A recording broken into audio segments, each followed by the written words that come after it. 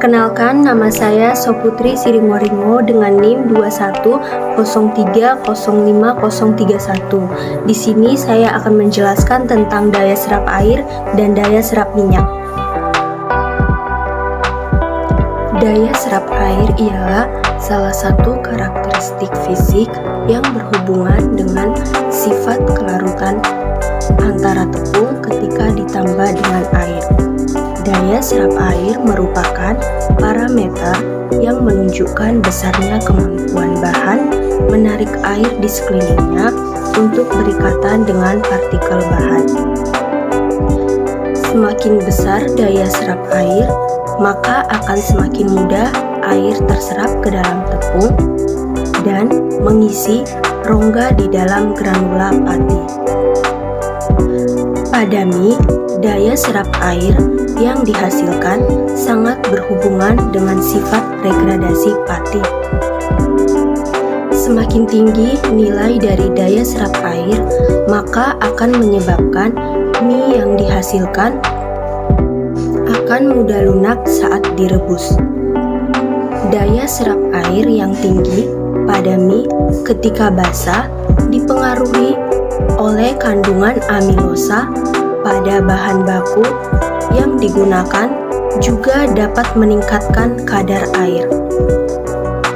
Daya serap air digunakan untuk mengukur kemampuan bahan dalam menyerap air dengan cara disentrifugasi, serta menentukan jumlah air yang tersedia untuk proses gelatinisasi selama pemasakan. Adapun faktor-faktor yang mempengaruhi daya serap air antara lain ialah kandungan amilosa dan glutan dari tepung, serta proses penambahan air dan teknik pengulengan. Daya serap minyak adalah kemampuan suatu produk pada olahan berprotein tinggi dalam menyerap lemak atau minyak. Daya serap minyak memiliki dua tujuan. Yang pertama, untuk meningkatkan penyerapan lemak pada daging sehingga dapat mengurangi sari daging selama pemasakan, serta menjaga stabilitas dimensinya.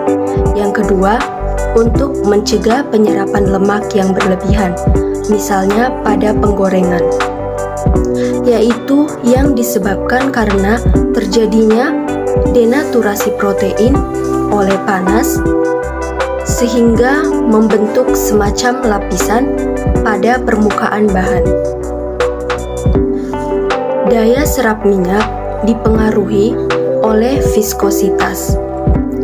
Semakin besar viskositas pada fluida, maka semakin rendah kecepatan alirnya.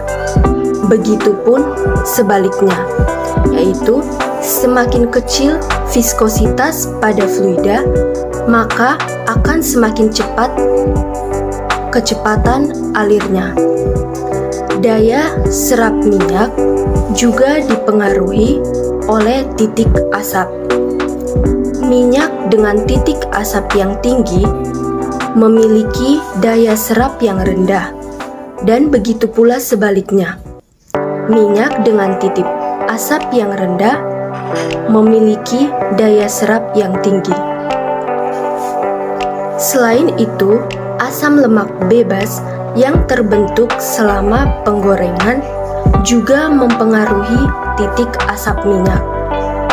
Oleh sebab itu, dapat dikatakan minyak dengan titik asap yang tinggi dapat juga mengalami penurunan titik asap dan menyebabkan peningkatan daya serap minyak yang dikarenakan oleh asam lemak bebas akan teroksidasi yang juga akan berperan sebagai surfaktan. Adapun faktor-faktor yang mempengaruhi daya serap minyak ialah yang pertama itu kadar air bahan pangan, yang kedua jenis minyak yang digunakan, yang ketiga pori-pori pada bahan pangan, dan yang terakhir adalah ketebalan bahan pangan.